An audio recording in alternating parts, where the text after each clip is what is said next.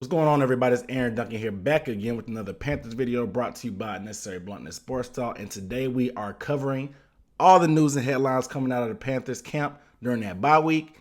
And we got a couple things to talk about, man, because we all know about this COVID-19 pandemic that hit the team. Before we get into that, my name's Aaron Duncan, like I said, and I do recap and analysis of the Panthers. So make sure you guys hit the subscribe button below and give the video a thumbs up, because I do all kind of stuff all week, like live streams, film breakdowns, news videos like this, and all kind of other analysis. So if you want to get all that and stay up to date, make sure you subscribe and hit the bell icon and give this video a thumbs up too. But without further ado, let's get into it, because today the Panthers got the punch in the gut that they did not expect. They've been avoiding this for most of the year. Yes, they did put Etor Grossman-Tost on the COVID-19 disabled list a couple weeks ago, and Rasul Douglas got hit with this also, but they had avoided an outbreak amongst multiple people. Now, we don't know who exactly tested positive, but 8 players were added to the list, and it seems like, from what I heard, I haven't confirmed that this is true, that DJ Moore was the one that tested positive, and of course, Curtis Samuel was added to that list because he was a close contact.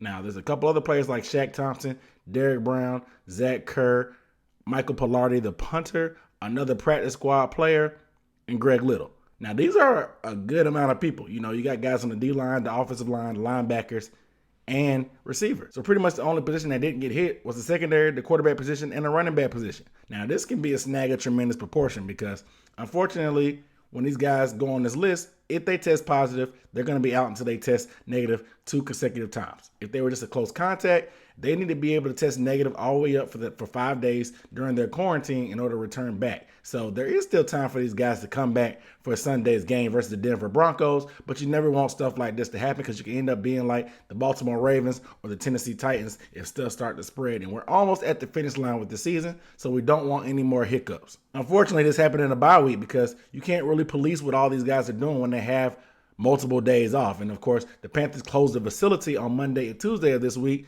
But before that, guys had a lot time off over the weekend in order to do their own thing and be with their families. So there's no telling what some of these guys were doing, who was around what, who was doing what. It's hard to manage those guys, and that's one of the difficult parts of this pandemic, because it's super contagious and there's so many moving parts on these rosters that you can't police everybody. We don't really have all the details, because the thing with the COVID list is it's not like the regular injury report. You don't have to disclose exactly who tested positive or who didn't. You just have to put these guys on the list.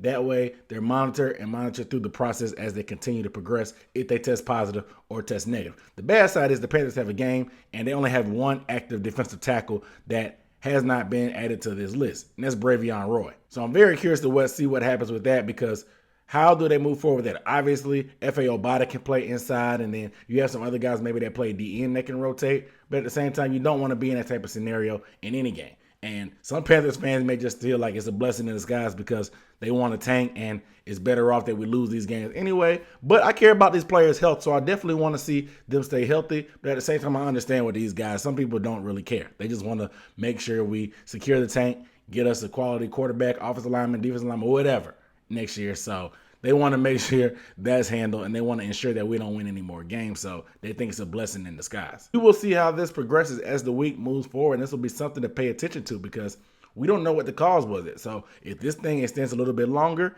do the Panthers get their game pushed back? If anybody else tests positive, do they just go into the game with man down like we saw the Broncos have to do? Who knows? The irony is the Panthers are playing the Broncos this week, and they will have their quarterback as of right now that we know. So it'll be interesting to see how this turns out as the week progresses on. The next headline is seeing that CMC, Christian McCaffrey, and Donte Jackson are expected to return. Now, Christian McCaffrey, we all know that he had the ankle injury, went on IR, came back, got the shoulder injury in the same game. Donte Jackson had been dealing with a turf toe injury that was bad, that kept him out of most games. I know he would start some games, but he wasn't able to finish many of them. He finally decided to miss the past 2 games and the bye week, so hopefully he'll be okay.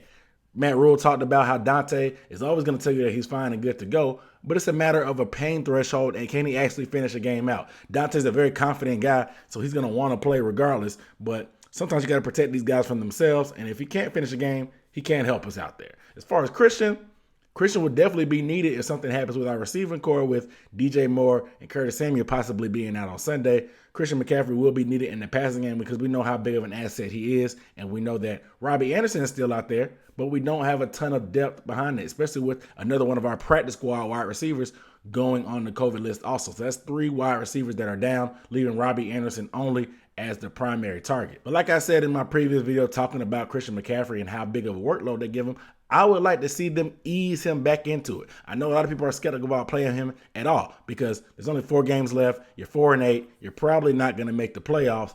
You have more to lose than to gain by playing your star player that you paid a big boy contract this offseason. So I get that. But Christian McCaffrey's too big of a competitor, and Matt Rhule has already said he's never going to sit guys just to protect them from their future. So Christian McCaffrey's going to be out there. I do want to see them use him smartly. Like I said in the video before, giving him 28 carries in his first game back against the Chiefs was a bad idea, and you see what happened. Mike Davis shows that he can be effective in spots. Why not give him more carries and spread out that rotation more often? That way you're taking that load off of his shoulders, no pun intended, when it comes to Christian McCaffrey. So I want to make sure they balance it out. They are going to play him down the stretch, and I want to see him finish the season strong and healthy. Next thing is what Matt Rhule was talking about is the expectations for these last 4 games down the stretch. Now, he said his expectation was to win. They asked him, did he want to have anything specific that he wanted to get better at? He said, no, we just want to win. So Matt Rhule is saying that on the outside, but we know how the organization may feel about, okay, we're not making the playoffs. We know we're rebuilding. This is a 1, 2, 3, 4 year deal to turn this program around.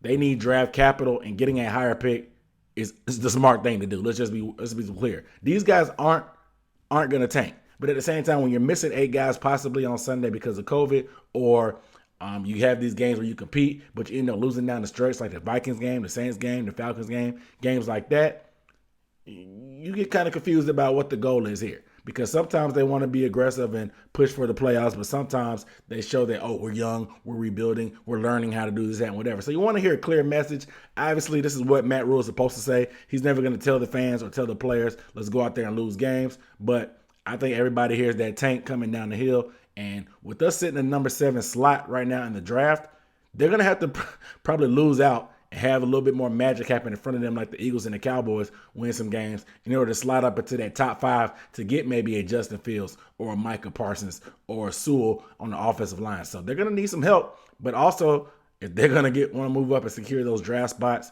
they're going to have to lose these games. Obviously, you don't want to go out and lay an egg because we're spending 3.5, 4 hours every Sunday watching these guys go into battle, and these guys are getting paid too, so they're never going to lay down.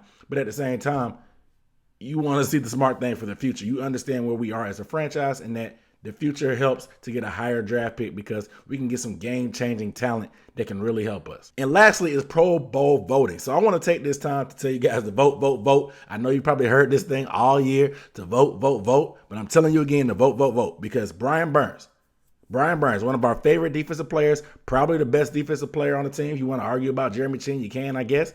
But Brian Burns, he is leading the NFC defensive ends in Pro Bowl votes, so continue to vote him to get him to his first Pro Bowl. I know he's in his 2nd season, and last year he started off hot, got injured, and his playing time got played with a little bit because Ron Rivera and his whole little veteran priority thing, whatever. But Brian Burns has a chance to make the Pro Bowl this year for the first time in his young career, so I definitely want to see him get that accolade. I know the Pro Bowl is not going to be anything, and I talked bad about it because it's not going to be anything but Madden, but it's still a good thing to boost on your resume. And let's get Brian Burns in there. Let's get Jeremy Chin in there. Let's get Taylor Moton, guys that deserve it. Yeah, you can vote everybody straight Panthers down the list. I voted for Alex Armour, the fullback, because I think he deserved it. I didn't vote for anybody from the Panthers that I didn't think that didn't deserve it. So I got DJ Moore in there also, Curtis Samuel, Robbie. I voted for all those guys. DJ Moore is on the cusp of a 1,000-yard season. He definitely deserves some votes. So vote, vote, vote, vote, vote. Get our Panthers into their Pro Bowl. Get that accolades. I know that, like I said, they're not going to play. They're not going to go on vacation. It's some virtual Madden thing. So it sucks that